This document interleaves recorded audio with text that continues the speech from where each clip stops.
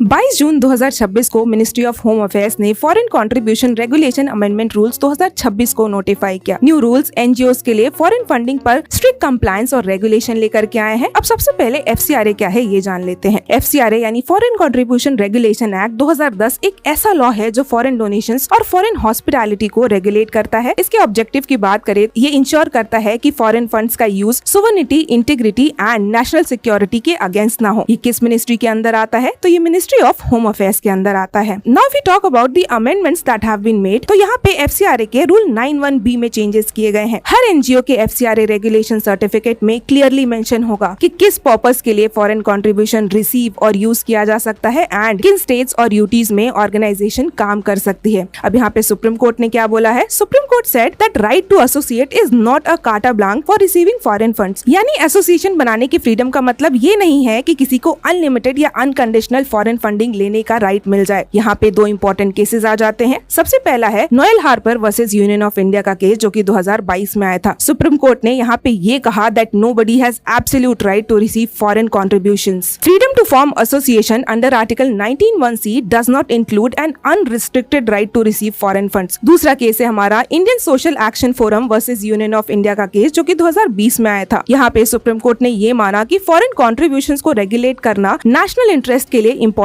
हो जाता है। अब यहाँ पे गवर्नमेंट ने क्या बोला ये भी जान लेते हैं। अकॉर्डिंग टू गवर्नमेंट, एफसीआरए का पर्पस चैरिटेबल वर्क को रोकना नहीं बल्कि फॉरेन कॉन्ट्रीब्यूशंस को रेगुलेट करना है। इसलिए एसोसिएशन बनाने का right is not equal to foreign funding का एब्सोल्यूट राइट। अब इससे रिलेटेड हम कुछ कॉन्स्टिट्यूशनल प्रोविजंस को भी देख लेते हैं। इसमें सबसे पहला है आर्टिकल 19(1)(c जो बात करता है फ्रीडम टू फॉर्म एसोसिएशंस के बारे में। दूसरा है आर्टिकल 19(1)(g। आर्टिकल 19(1)(g कहता है that freedom to practise, profess और carry on any occupation, trade और बिजनेस। तीसरा है हमारा आर्टिकल 19 क्लॉज 4 कहता है that state sovereignty, integrity, public order and morality के इंटरेस्ट में रीजनेबल रेस्ट्रिक्शंस लगा सकता है। एंड लास्ट है हमारा आर्टिकल 19 क्लॉज 6।